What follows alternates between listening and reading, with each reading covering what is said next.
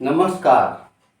आज की प्रस्तुति बहुत ही महत्वपूर्ण विषय है गंभीरता यानी कि सीरियसनेस। सीरियसनेस एक इस तरह का विषय है जिस पर कि विश्लेषण बहुत कम हुआ है। जब गंभीरता पर विचार करते हैं तब कई शब्द मानस से टकराते हैं जिन्हें इसके आशय के आसपास स्वीकारा जाता है, जैसे अचंचलता, गंभीर होने का भाव, गहनता, गांधीर्य, उदात्तता, गहराई, चिंतनशीलता, सोच विचार का भाव, संजीदगी, स्थिर चित्त, स्थिर मनस्कता, उद्वेगहीनता, शांत चित्तता, अचपलता आदि। आंग्ल भाषा के भी कुछ शब्द जेहन में आते हैं, जैसे ग्रिमनेस, सॉवेरिटी, सॉलेमनिटी, सीरियसनेस आदि। लेकिन सारे शब्दों पर यदि हम उदारतापूर्वक विचार करें तो यह स्पष्ट रूप से भान होता है कि कोई भी शब्द दूसरे शब्द का पर्याय नहीं हो सकता, क्योंकि जब हम प्रयोग करके देखते हैं, जब हम वाक्य में प्रयोग करके देखते हैं, जब उनके सेंसेस को देखते हैं तो हमें यह स्पष्ट भान हो जाता है। आखिर क्या है गंभीरता से आशय? सीरियसली इंटेंडेड यानी सीरियसली से आशय क्या है? आज गंभीरता स्वविवेक बुद्धि के अनुसार विविध तरीके से व्याख्यात किया जाता है। एक व्यक्ति अपने जीवन काल के अलग अलग खंडों में इसका अलग अलग अर्थ व्याख्यात करता है, यानी कि पूरे जीवन में वो एक जैसा नहीं रह सकता, और इसी वजह से अलग अलग लोगों के द्वारा भी इस गंभीरता के अलग अलग आशय निकाले जाते हैं। यहाँ मेरे द्वारा भी अपने बुद्धि विवेक द्वारा इसे जैसा समझा है देने का प्रयास है। आपका मत भिन्न हो सकता है, उसे आप कमेंट में देकर दिशाबोध करा सकते हैं। हम मानते हैं कि ज्ञान अनंतिम हो सकता है, किसी से भी मिल सकता है और किसी से भी दिशाबोध हो सकता है, इसलिए आप निश्चित रूप से कमेंट खुल करके करें, प्रतिक्रिया करें। आखिर क्या होता है यह गंभीर व्यक्तित्व, गंभीर व्यक्ति और ये गंभीरता? साधारणतः कम बोलने वाला, शांत चित्त, उच्च विवेक स्थिति के कारण सुख दुख में संभाव रखने वाला अंतर्मुखी व्यक्ति गंभीर की श्रेणी में आता है, और यही गुण गंभीर कहलाता है।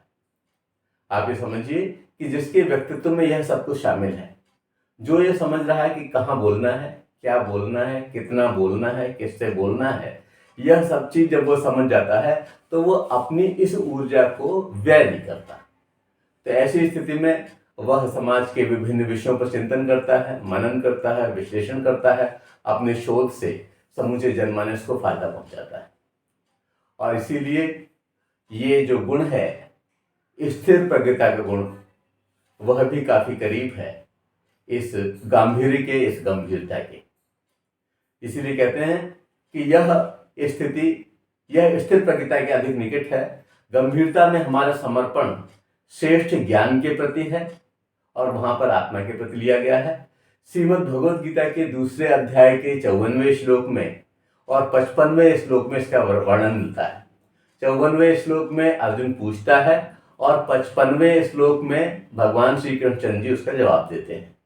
तो अर्जुन क्या कहता है 54वें श्लोक में, वो आपके सामने रखता हूं कि स्थित प्रज्ञस्य का भाषा समाधिस्थस्य केशव स्थिति की प्रभाषेत किमासीत व्रजेत किम। आशय हुआ कि हे केशव, समाधि में स्थित परमात्मा को प्राप्त हुए स्थिर बुद्ध पुरुष के क्या लक्षण हैं? वह स्थिर बुद्ध पुरुष कैसे बोलता है, कैसे बैठता है और कैसे चलता है? इसके प्रत्युत्तर में हालांकि बहुत सारे श्लोक आए हैं, लेकिन मैं पहला श्लोक जो 55वां श्लोक है उससे इसके आशय को बताने का प्रयास करता हूं।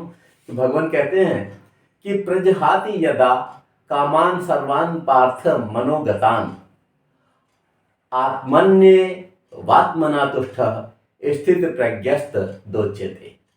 अर्थात हे अर्जुन, जिस काल में यह पुरुष मन में स्थित संपूर्ण कामनाओं को भली भांति त्याग देता है, एक ही सेंटेंस बहुत महत्वपूर्ण है, एक दोबारा इस आशय को समझिए कि उन्होंने कहा कि जिस काल में यह पुरुष मन में स्थित संपूर्ण कामनाओं को भली भांति त्याग देता है और आत्मा से आत्मा में ही संतुष्ट रहता है, उस काल में वह स्थिर प्रज्ञ कहा जाता है। क्योंकि अपनी गंभीरता की परिभाषा इसके निकट है, इसलिए इसको यहां स्पष्ट करना आवश्यक था। व्यक्ति स्वस्वरूप में स्थिर रहकर स्वाभाविक गांधीर्य प्राप्त करता है। अष्टावक्र गीता के 11वें प्रकरण में अष्टावक्र जी कहते हैं, क्या कहते हैं कि यदा नाहम तदा मोक्षो यदा हम बंधनम तदा मत्वेते हेलेया किंचित मां ग्रहण विमुंच मां। अर्थात जब तुच्छ पदार्थों से संयुक्त अहंकार नहीं रहता, जब तुच्छ पदार्थों से संयुक्त अहंकार नहीं रहता, तभी मुक्ति होती है। और बंधन तब होता है जब तुच्छ अहंकार मन में विकास करे, ऐसा मानकर अपनी इच्छा से न कुछ ग्रहण करो और न ही कुछ छोड़ो। ये अष्टावक्र जी ने बताया, ज्यादा महत्वपूर्ण है। अतः यह स्पष्ट भान होता है कि गंभीर श्रेष्ठ ज्ञान लब्धि के बाद का स्वाभाविक स्वभाव है। यानी कि स्पष्ट रूप से यह बिल्कुल सिद्ध हो गया एक तरह से कि गंभीरता श्रेष्ठ ज्ञान लब्धि के बाद का स्वाभाविक स्वभाव है।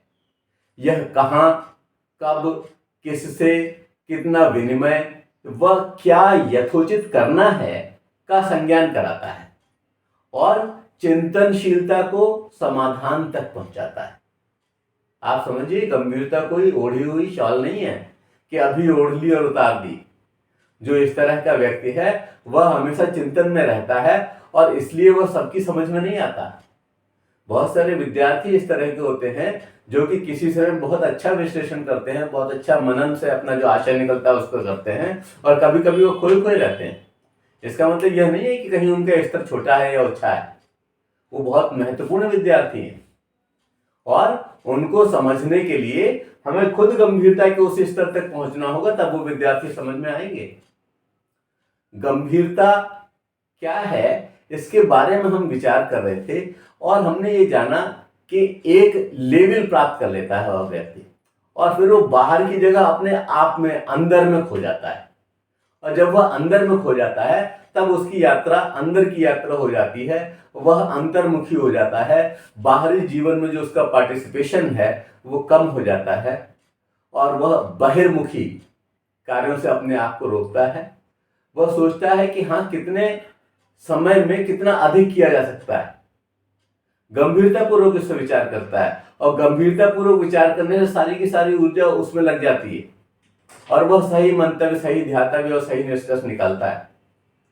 बहुत से लोग विभ्रम की स्थिति में हैं और गंभीरता को आज पहना और कल उतारने वाले गहना समझते हैं। ऐसा बिल्कुल नहीं है। यह स्पष्ट रूप से समझ लेना चाहिए कि गंभीरता क्या क्या नहीं है। तो मैंने अगला हेड बनाया है, गंभीरता क्या नहीं है, व्हाट इज नॉट सीरियसनेस। वर्तमान में कठिन प्रतिस्पर्धा व अस्तित्व रक्षा प्रबल आवश्यक कर्म क्षेत्र बनकर उभरे और इस क्रम में मूल्य ह्रास के भी नए प्रतिमान गढ़े गए हैं और गंभीरता के संबंध में कुछ मिथ्या धारणाएं बनी हैं। असल में कुछ परिक्षेत्र जिनका मैं नाम ले रहा हूं वो से हम गंभीरता नहीं कहेंगे। क्या क्या है वो? पहली बात है कि अज्ञान के कारण शांत स्थिति गंभीरता नहीं है। अगर मान लीजिए आपको कुछ आ ही नहीं रहा है तो ऐसी स्थिति में आप जवाब नहीं दे पा रहे हो और गंभीरता का चोला ओढ़े हुए हो तो इसका मतलब आप गंभीर नहीं हो। अरे आप सोचो, जिसके पास खाने को नहीं है वो उपवास क्या करेगा? उसकी तो मजबूरी है ना। इसी तरह से अज्ञान के कारण ये शांति स्थिति गंभीरता नहीं कही जाएगी। दूसरी बात, समस्या से भागकर निष्क्रिय होना गंभीरता नहीं है।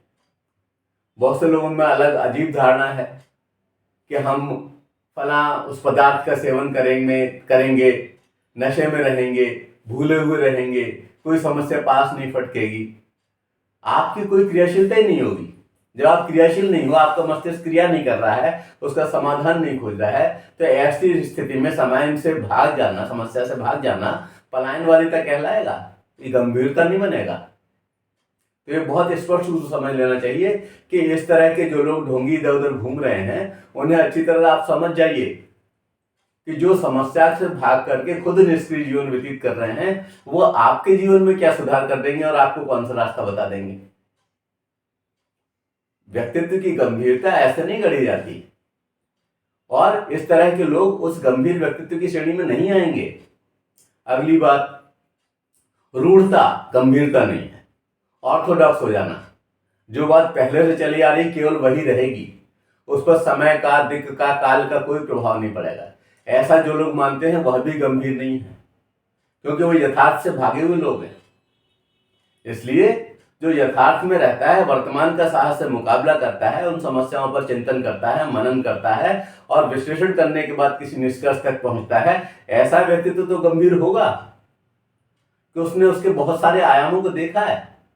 और जो चुपचाप नहीं ऐसा होता है इसलिए ऐसा ही होगा, ये कोई समाधान नहीं है, ये कोई तर्क नहीं है, कोई लॉजिक नहीं। इसलिए रूढ़ता गंभीरता नहीं है। अगली बात, मौन को प्रत्येक प्रश्न का समाधान मानना गंभीरता नहीं है। आजकल ये एक अजीब सा फैशन है कि दो चार चेले कुछ भी कह देते हैं, बाबा अपने मौन रह करके अलग अलग तरह की भावभंगिमाएं प्रकट कर देते हैं और सामने की जो भीरू जनता है वो उसको स्वीकार कर लेती है और उसको परम गंभीर विशिष्ट पुरुष मान लेती है, जबकि ऐसा कुछ है नहीं। मौन जो है प्रत्येक प्रश्न का समाधान नहीं हो सकता। मौन उस व्यक्ति विशेष के लिए ऊर्जा संग्रह का साधन हो सकता है, उस व्यक्ति के द्वारा गले को आराम करने की व्यवस्था हो सकता है, उस व्यक्ति के द्वारा स्वयं की ऊर्जा में वृद्धि का कारण हो सकता है। लेकिन मौन, इस तरह का मौन, ये जो है इससे प्रश्नों का समाधान नहीं होता। प्रश्नों के समाधान के लिए आपको किसी न किसी माध्यम से अभिव्यक्ति तो करनी होगी और जो लोग इस तरह की व्यवस्था करते हैं वो लोग वास्तविक गंभीर नहीं हैं, वो अलग तरह का खेल कर रहे हैं। वह समस्या के प्रवाह में नहीं है, वो समस्या से छिटके हुए लोग हैं और दिग्भ्रमित स्थिति का निर्माण कर रहे हैं। इसलिए इस बात को मानने वाले लोग कि मौन ही हर प्रश्न का जवाब है, उचित नहीं है और वो गंभीर नहीं है।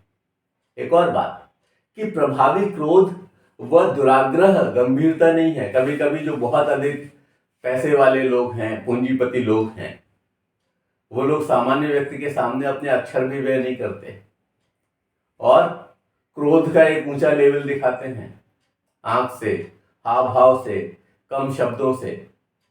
ये गंभीरता नहीं है। अगर बिना विश्लेषण के, बिना समस्या को समझे इस तरह की प्रतिक्रिया कर दी जाए तो गंभीरता की श्रेणी में नहीं आएगी। और कोई वाइस्ड है, पहले से ही दुराग्रही है, नहीं ऐसा ही होगा, तो वह व्यक्ति गंभीर व्यक्ति की श्रेणी में नहीं आएगा। गंभीर व्यक्ति यथा स्थिति का सम्यक विश्लेषण करता है, उसके बाद कहीं पहुंचता है किसी निर्णय पर। इसलिए प्रभावी क्रोध व दुराग्रह को भी गंभीरता नहीं स्वीकारा जाएगा। अगले बिंदु के रूप में हम लेते हैं समभाव से विरक्ति, गंभीरता नहीं। यानी हमारे लिए अलग और दूसरे के लिए अलग, ये व्यवस्था नहीं होगी। सूर्य भगवान जब अपना आलोक फैलाते हैं तो किसी को कम ज्यादा धूप नहीं देते। जब हम किसी पुष्प वाटिका से गुजर रहे होते हैं तो पुष्प भेद नहीं करते कि उसको कम खुशबू देंगे और उसको ज्यादा खुशबू देंगे। जो प्रकृति प्रदत्त वस्तुएं हैं वो सबको समान रूप से मिली हुई। आप समझिए, अगर हम जल का ग्रहण करते हैं और उतनी ही मात्रा में दूसरा व्यक्ति करता है तो बराबर ही प्यास बुझती है। ये जितने भेद बनाए हुए हैं, जितनी वर्गीकरण किए हुए हैं, ये आज के मानव ने कर लिए हैं। और हमें सचेत रहने की आवश्यकता है कि जब हमारा ईश्वर ही कोई भेद नहीं कर रहा है तो किन किन भेदों को स्वीकार किया जाए। और सबके प्रति समान भाव रखना, यह देखना कि उसमें भी ईश्वर है, मुझ में भी ईश्वर है, हम एक ही हैं, अलग अलग नहीं हैं। और जब ईश्वरत्व का भाव आ जाए तब तो बहुत बड़ी बात हो जाती है। आपने तो कूका वाली कहानी सुनी होगी कि कुका महोदय को कहीं से कुछ आटा प्राप्त हो गया, उन्होंने 2 टिक्कड़ बना लिए और थोड़ा सा देशी घी प्राप्त हो गया था। इतने में एक कुत्ता आया और 2 टिक्कड़ जो उन्होंने सेके थे उसे लेके भाग निकला। तो वो पीछे पीछे दौड़ रहे हैं कि भगवान घी तो रह ही गया, क्योंकि उन्हें विश्वास है कि ईश्वर किसी भी रूप में आ सकता है। तो हमें भी सबके प्रति समान भाव अगर हम रखने की सामर्थ्य नहीं रखते तो हम गंभीर नहीं है, केवल हम दिखावा कर रहे हैं। एक और बहुत महत्वपूर्ण बात है स्वाभाविक उथलापन। यह भी गंभीरता की श्रेणी में नहीं आएगा। अगर स्वभाव में कोई परिवर्तन आया है, व्यवहार में कोई परिवर्तन आया है, तो वो दीर्घकालिक होता है। ऐसा नहीं होता कि थोड़ी सी बात पर आप उबल पड़े। अगर मान लीजिए आप कोई कार्य कर रहे हैं और शांत होकर के आपको कार्य करना है, और ऐसी स्थिति में अड़ोस पड़ोस के लोग कोई कार्य कर रहे हैं और उस काम को करने से कहीं आवाज उत्पन्न हो रही है, तो उस पर हमें नाराज होने की आवश्यकता नहीं है। सबके अपने अपने कर्म हैं और वो अपने अपने कर्म कर रहे हैं। उससे होने वाली ध्वनि से आप जो है अपनी शांत स्थिति को खोइए मत, क्योंकि मस्तिष्क की हलचल सबसे बड़ी हलचल होती है। बाहरी हलचलें तो थोड़ी बहुत देर में रुक जाती हैं। तो आवश्यकता इस बात की है कि हमारा स्वभाव में गंभीरता हो, उसमें गहराई हो, उसमें गहन दृष्टिकोण हो। जब कोई एक डायमेंशन देख पा रहा हो, 2 डायमेंशन देख पा रहा हो, तो आप उससे बहुत ज्यादा डायमेंशन देख पाए, तब आप सही बात बता पाएंगे, किसी को सही समाधान तक पहुंचा पाएंगे। अन्यथा आप सामान्य व्यक्ति हैं और ये स्वाभाविक उथलापन ये गंभीरता की श्रेणी में नहीं आएगा। एक और बिंदु को विचार करते हैं कि आज के परिप्रेक्ष्य में बहुत सारे लोग प्रदर्शन करते हैं गंभीरता का, कि हम बहुत विशिष्ट हो गए। मान लीजिए प्रमोशन हो गया तब विशिष्ट हो गए, अब वो अलग तरह से अपने आप को शो करने का प्रयास। ये चीज भी बड़ी गड़बड़ है। ये प्रदर्शनकारी जो चिंतनशीलता है ये गंभीरता नहीं है। कि किसी के सामने अलग तरह का व्यवहार, उसके हटते ही दूसरी तरह का व्यवहार, अलग तरह के लोगों में अलग तरह का व्यवहार। हम जैसे हैं वैसे सही हैं और हमने अब तक जो कुछ अर्जित किया है उस अर्जित गुणों में बनावटीपन नहीं होना चाहिए। और अगर यह है किसी क्षण विशेष को प्रभावित करने के लिए, किसी छोटे उद्देश्य छोटे स्वार्थ को पूरा करने के लिए, तो यह प्रदर्शनकारी चिंतनशीलता गंभीरता नहीं है बल्कि बहुत घातक है। वस्तुतः बहुत सी भ्रांतियां दिग्भ्रमित कर हमें गंभीरता का बाह्य मुखौटा दिखाती हैं। हमें सजगता से सार्थक गांधीर्य का अवलोकन करना होगा। ये विषय सरल विषय नहीं है। गंभीरता एक कठिन विषय है और एक दिन में नहीं आती। जब हम निरंतर प्रयास करते रहते हैं, जब हम निरंतर तलाश करते रहते हैं, तो हम इतना खो जाते हैं कि कब हम गंभीर हो गए कम से कम हमें तो नहीं पता चलता। दूसरे लोग ये महसूस करने लगते हैं। तो क्या है गंभीरता के फंडामेंटल्स, यानी कि उसके आधारभूत तत्व क्या हैं? आइए इस पर विचार करते हैं। गंभीरता के आधारभूत तत्व, फंडामेंटल्स ऑफ सीरियसनेस। स्वभाव में गंभीरता स्वतः आ जाती है, किसी के कहने से नहीं आती। स्व में डूबने से, मैं केवल शरीर नहीं हूं इस भाव से, और हमारे चिंतन की तीव्रता हमें कब गंभीर कर देती है पता भी नहीं चलता। हमसे पहले अन्य को इसका एहसास हो जाता है और इसके लिए कुछ कारक उत्तरदायी होते हैं।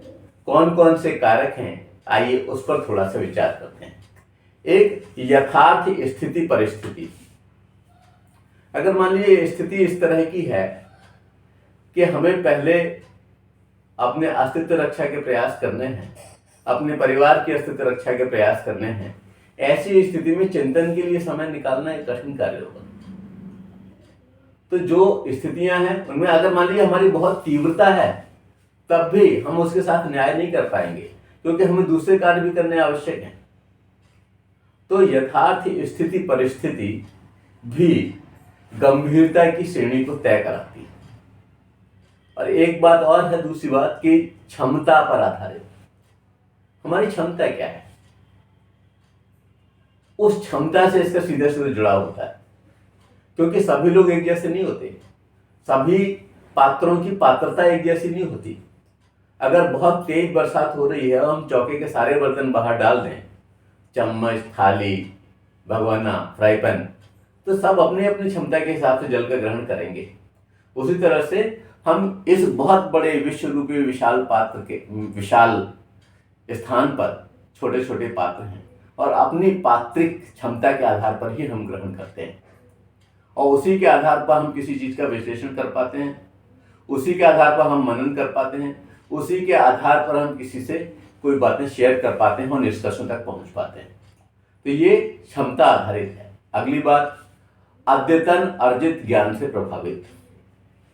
नित्य नई समस्याएं उभर रही हैं, तो नित्य का हमें ज्ञान भी तो होना चाहिए कि आज पूरे विश्व में क्या वैश्विक घटना हुई है, आज क्या परिवर्तन हुआ है। उस पर बोलने से पहले अगर उसका हमें बेस ही नहीं पता है तो ऐसी स्थिति में हम सम्यक विश्लेषण कैसे कर पाएंगे और गंभीरता पूर्वक किसी निष्कर्ष तक पहुंचाने में किसी व्यवस्था को कैसे मदद दे पाएंगे, किसी तरह से किसी शोध को हम किस तरह से गंभीरता पूर्वक दिशा दे पाएंगे।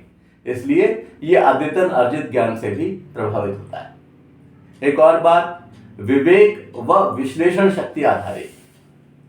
विवेक ये बुद्धि से ऊपर की चीज है और विश्लेषण शक्ति इसमें हमारी लॉजिकल पावर से लेकर के और तमाम इननेट पावर, तमाम आंतरिक शक्तियां सब कुछ आ जाती हैं और गहन चिंतन मंथन और वो डायमेंशंस जो कि और लोग नहीं देख पा रहे हैं उनको देख लेना, उनके आधार पर निर्णय तक पहुंचाना, यह सब कुछ संभव हो पाता है उस गंभीर व्यक्तित्व के द्वारा जिसमें कि विवेक व विश्लेषण की शक्ति है।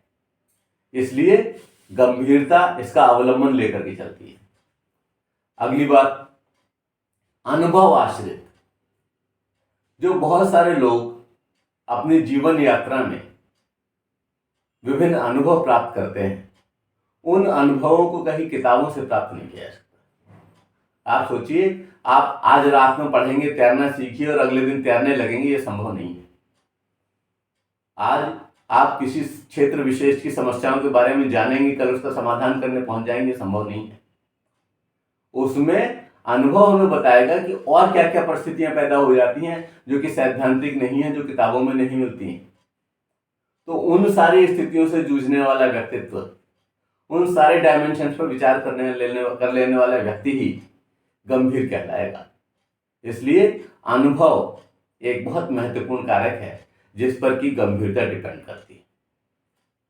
अब ये गंभीरता जो शब्द है, जिसकी बहुत कम व्याख्याएं हुई हैं और जिसके बहुत सारे अर्थ प्रयोग करने पर ये लगता है कि गंभीरता के सही पर्याय नहीं है, उस गंभीरता के लाभ हैं, बेनिफिट्स ऑफ सीरियसनेस, लेकिन वो बेनिफिट्स इस तरह के नहीं हैं जो भौतिक जगत से विशेष रूप से संबंध रखते हो। व्यवहार के गंभीर होने पर स्वतः ही कुछ लाभ होने लगते हैं, यथा ऊर्जा का समुचित प्रयोग। जो हमारी ऊर्जा है, जो वैसे भी जानी है, क्योंकि अगर हम कुछ भी न करें तब भी कुछ ना कुछ विचार करते हैं, सोचते हैं और इस तरह से कर्म निरंतर होता रहता है। अब जब कर्म होता ही रहता है तो सदकर्म हो जाए तो कितना अच्छा है। और इसके लिए यह आवश्यकता है कि अगर हम गंभीर व्यक्तित्व के धनी हैं तब हम उस ऊर्जा का समुचित प्रयोग कर पाएंगे, और जब हम उस ऊर्जा का समुचित प्रयोग कर पाएंगे तो आप निश्चित मानिए कि आप इस तरह के व्यक्ति होंगे जो सबके काम आने वाले हैं।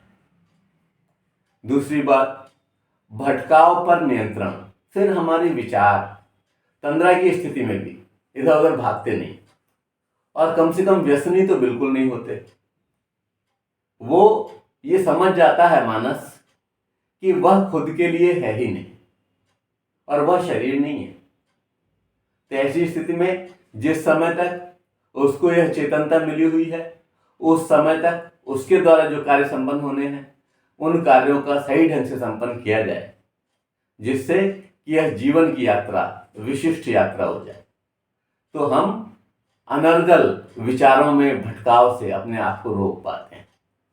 जब व्यक्तित्व गंभीर होता है तब हम समझते हैं कि हमारे घर पर कौन से चित्र लगने चाहिए, तब हम समझते हैं कि किस तरह की बात हो तो हमें रुकना चाहिए, तब हम समझते हैं कि किन के प्रश्नों के जवाब देने चाहिए, तब हम समझते हैं कि कहाँ तक बहस में भाग लेना सार्थक है, तब हम समझते हैं कि हमारी यहाँ आवश्यकता है भी कि नहीं है, तब हम समझते हैं कि ये जो है लेवल, यह वह लेवल नहीं है जहाँ पर कि हमारी उपस्थिति आवश्यक हो। तो आप ये समझिए कि इससे भटकाव पर एक बहुत बड़ी लगाम लग जाती है, भटकाव पर नियंत्रण हो जाता है, और ये बहुत बड़ा लाभ है। अगली बात, दिशा बोध जागृति में अहम। केवल ये रोक ही नहीं लगाता, बल्कि हमें दिशा भी देता है कि अब ये जो समय बचा है उसमें क्या कार्य करना है, किस ओर बढ़ना है, किस तरह से वो लोग जो भटके हुए लोग हैं उनको रास्ते पर लाना है, किस तरह से उनके चिंतन को सार्थक दिशा देनी है। उनके सामने अलग तरह की स्थितियां परिस्थितियां हैं, किस तरह से उनसे सुंदर स्थितियों का निर्माण करना है, किस तरह से उनके जीवन में उजाला लाना है। जो लोग वंचित रह गए हैं किस तरह से उनको उस वंचना से बचाना है।